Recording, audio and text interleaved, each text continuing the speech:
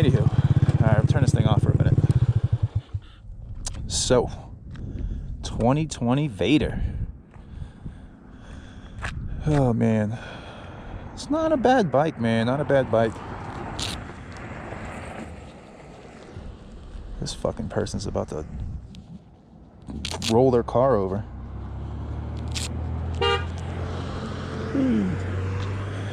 So anyways, let that person go so I don't look like I'm talking to myself, even though I am. So I got a 16 tooth front sprocket. Like I said, the rear sprocket is still stock. Also got a Grom rear shock or rear strut. This is crazy. Start vlogging this rest of this shit.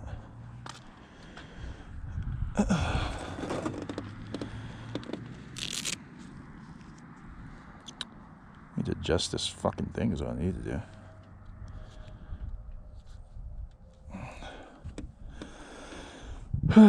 It's a cold bitch.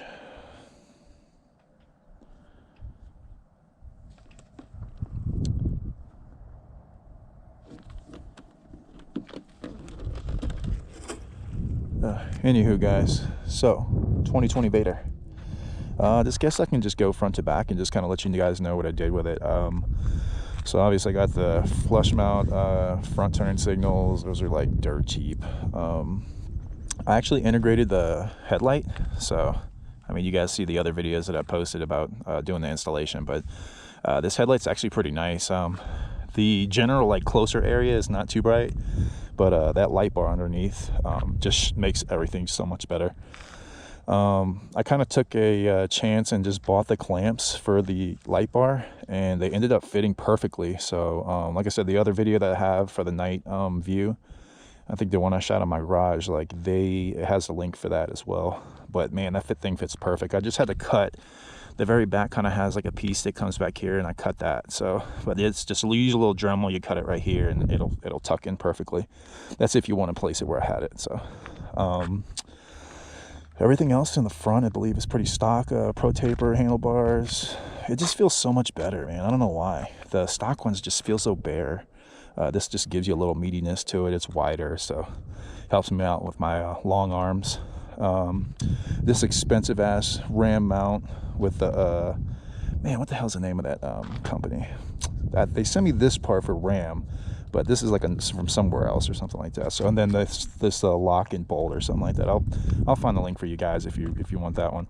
I think the whole thing was like 120 bucks. So it's secure. So I mean, it's already done. I wish it was a little cheaper, but like I said, all the emission stuff right here is gone. Just got the I just have a knockoff VM22. It works fine for me. The only thing is the air fuel screw is underneath it, so it kind of sucks when you have to adjust it. You have to actually take the carb off, because the thing's like right here, right underneath here or something like that, so you're not able to get a screw underneath there. So besides that, I haven't had issues, man. That's the first thing you should change with these bikes, is this carb. With those rivets, it is just trash. Exhaust, as you can see, this right here I had to get welded. I brought this to a machine shop. This exhaust is amazing. It's cheap, it's awesome sounding, with the baffle out, of course. But you got to bring it to a weld shop, because this is kind of like off a little bit. So unless you want the damn exhaust coming out here, you have to get it kind of either bent outward or have an exhaust shop welded. My starter solenoid went out. Not for this bike, but for my girlfriend has a white one just like this. I don't know if it's because she kept pressing the starter over and over and over and over, trying to, you know, and just maybe blew it out. But I was like, I don't know, like $8 or something like that. If you ever have, where, like I said, I did another video just explaining what you can do if it does go out, but like you'll press it, nothing will happen. It won't turn over or anything. So that's a good hint that went out. Grom rear shock. The stock shock isn't bad at all, actually. I tried to test both of them, and it wasn't that much of a difference, but, you know, going over some bumps and stuff like that, that's where the real action comes. But it's a little stiffer, so it's not too bad. That's pretty much it. That's all I've done so far. Obviously the seat too, because I'm 6'4", man, and I sit about here, so the stock one really kind of curves off, and I love the stock seat. It's comfortable. The regular Grom seat is super comfortable too, so I had a buddy of mine that I sat on his, and I was like, damn, that seat is so comfortable. But like again, it still has that hump in there, so if you're shorter you might be able to fit it, but you know, for me I had to get that. So TST integrated tail light. I'm gonna cover my license plate so you guys can't see it, even though you'll probably see it eventually. But this whole piece right here, I kind of had to fabricate a little bit of it. This see, you can see I kind of cut it on the backside so I can get this license plate light to come through. It doesn't come with one, but some of the things I had to cut on the inside, but all this stuff comes with it. This is your stock one, but all this comes with it, so it's all integrated, left and right turn signals, stuff like that. So it's pretty nice.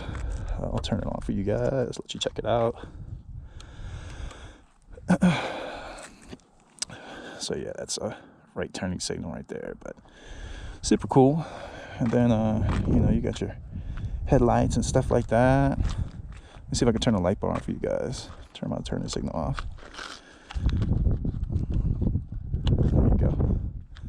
That shit is bright as hell, and at night is super bright. So if you want something to really light up the road, stock battery too. The stator, I'm pretty sure it can handle all that stuff. You know, no big deal. Everything I've done to it is either Grom parts been fit, or I've just, you know, used a Dremel, just minor stuff to kind of mess with it and get it to work. But I guess we'll just finish this ride this pretty night. It's a little chilly, but we'll ride around town, and I'll let you guys kind of hear it, and hopefully we'll get some good adventure videos coming. And hope you guys like the channel.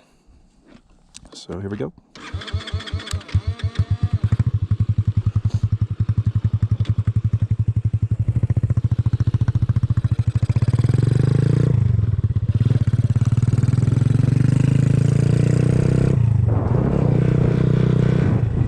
So yeah, I know you guys are gonna kill me. You're like, not one wheelie. You're gonna be a comment in there. It's like, not one wheelie in the damn video, but I'm still starting out, man. I don't have a sub cage or anything like that yet. I do plan on trying it.